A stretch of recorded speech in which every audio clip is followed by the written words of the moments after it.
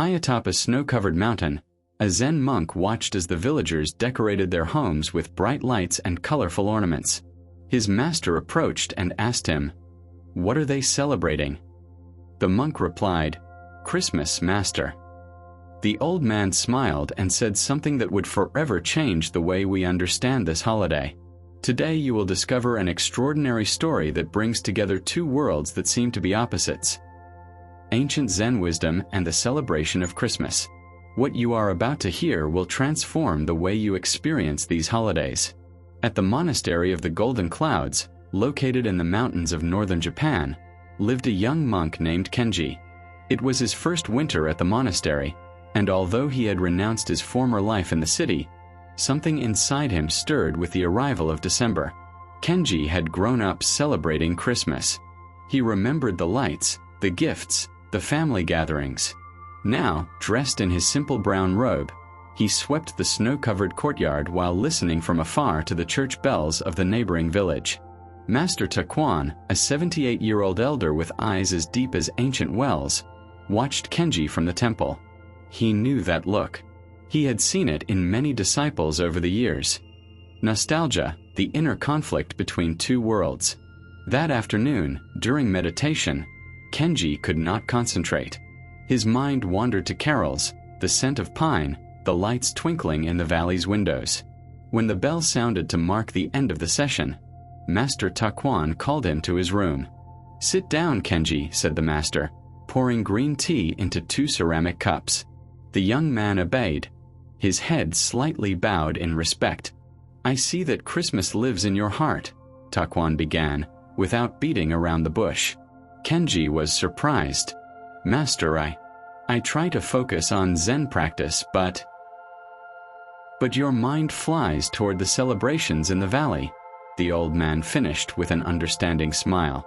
"Tell me, what do you miss most about Christmas?" Kenji reflected for a few moments. "I suppose I miss the light, master. The candles, the lights on the trees, and the feeling of togetherness. That something special is happening." Master Taquan nodded slowly. "And do you think that is in conflict with Zen?" "I don't know, master. Everything here is so simple, so stripped down.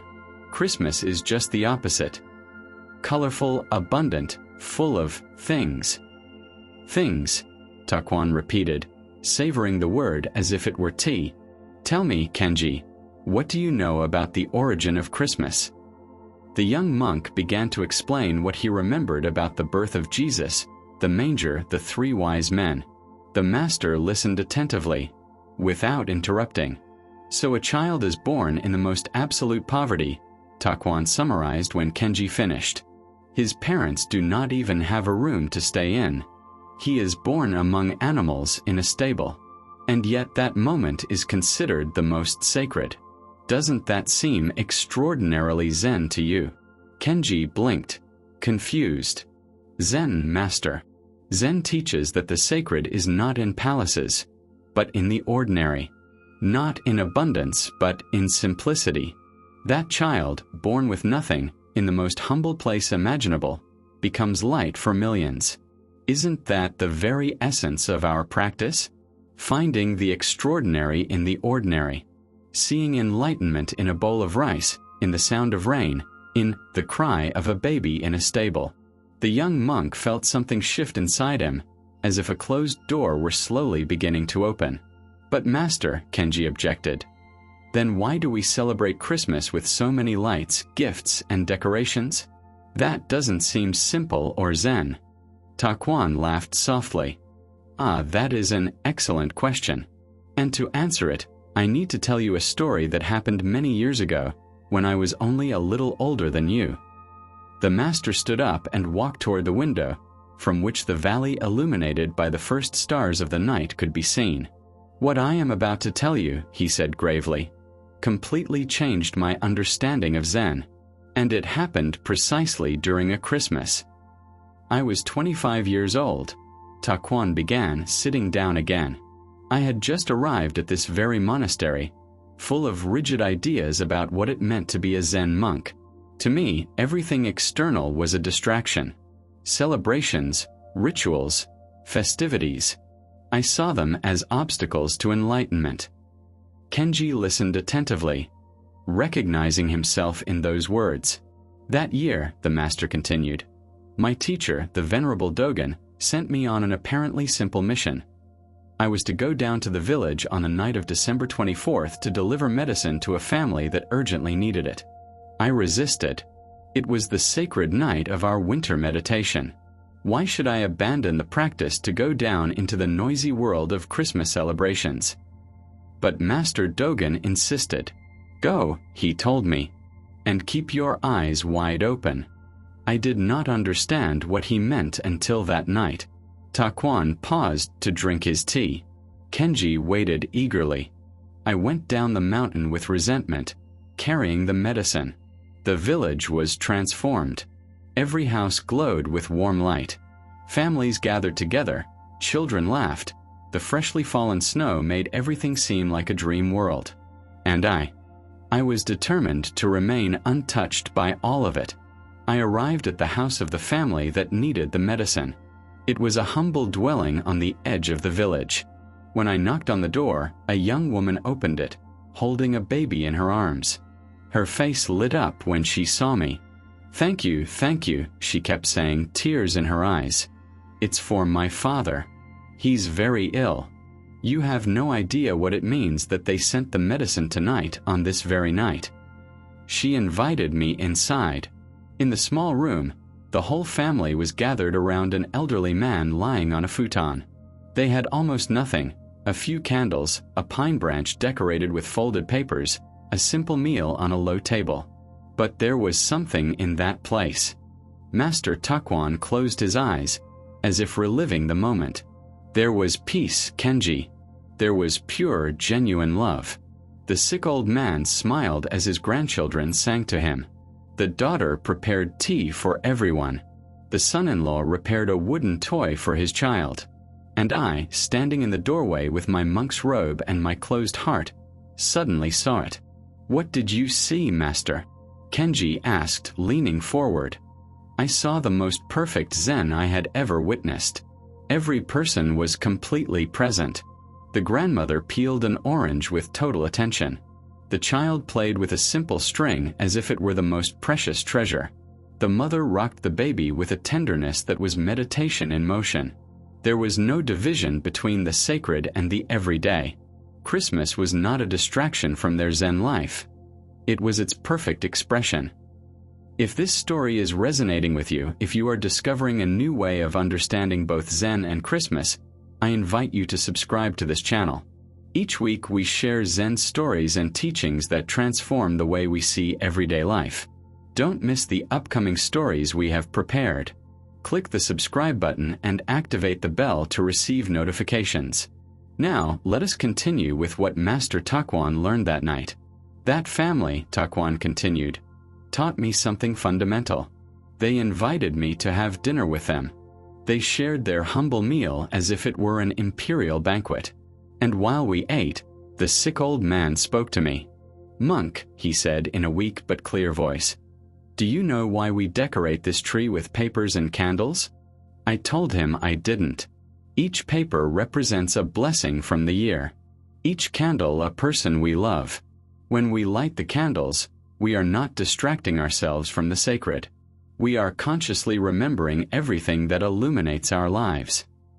His words pierced me like a Zen arrow. The koans I had studied for months, the hours of meditation seeking understanding, and this old peasant was giving me the deepest teaching of all. And the gifts? I asked, now genuinely curious. Aren't they an excess, an expression of material attachment? The old man smiled. It depends on how you give them and how you receive them, he replied.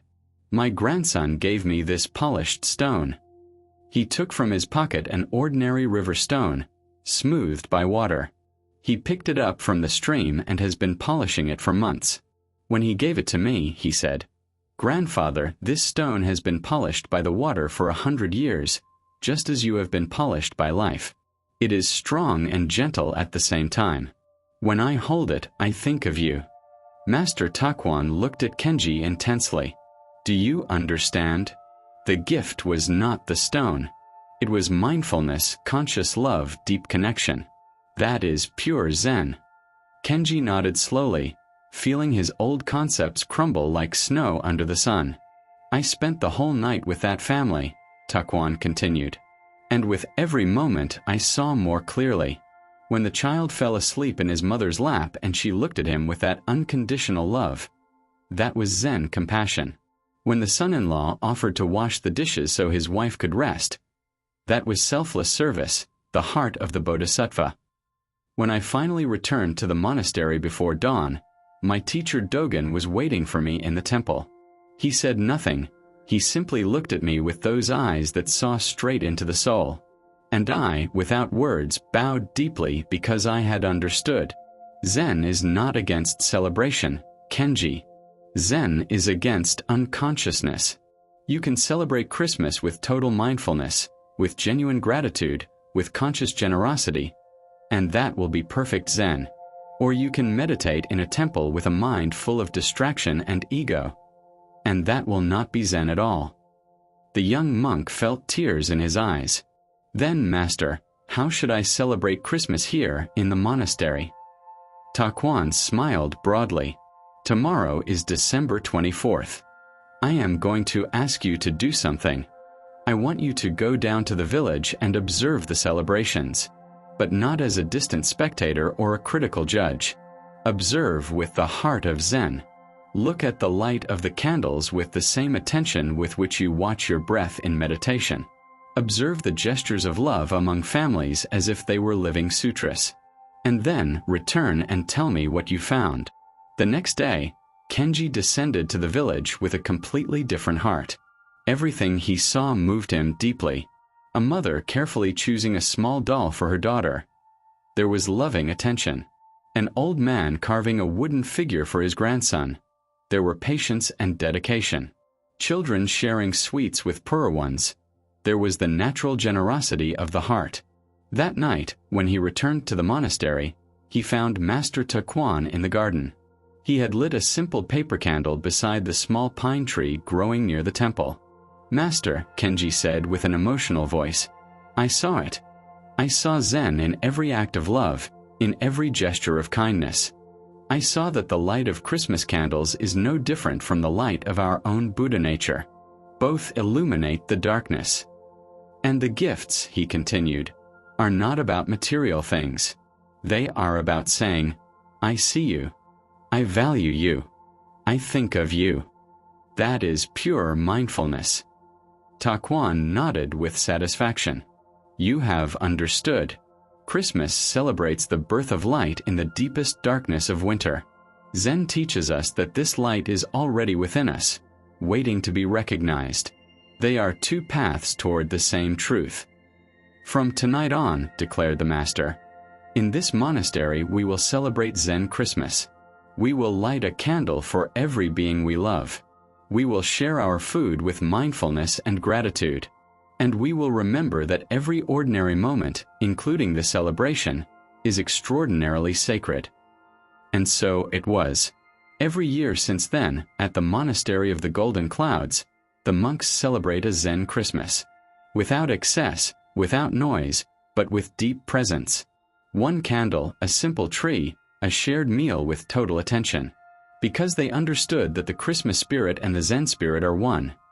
Both invite us to awaken, to see the light in the midst of darkness, to love without conditions, to give without expecting, to be present in every sacred moment of this life.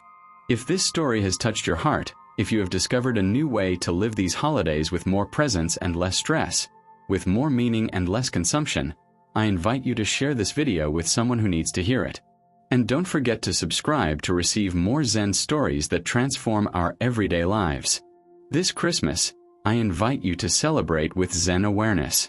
Light your decorations remembering that they represent your own inner light. Give your gifts with full presence, genuinely thinking of the person who receives them. Gather with your family by truly being there, without mental distractions. Because true Zen Christmas is not in external decorations, but in inner awakening. Not in how much we spend, but in how much we love. not in the number of gifts, but in the quality of our presence. May you find this Christmas the Zen light that already shines within you. May every moment be a meditation, every gesture an act of conscious love. Happy Zen Christmas. Until the next story.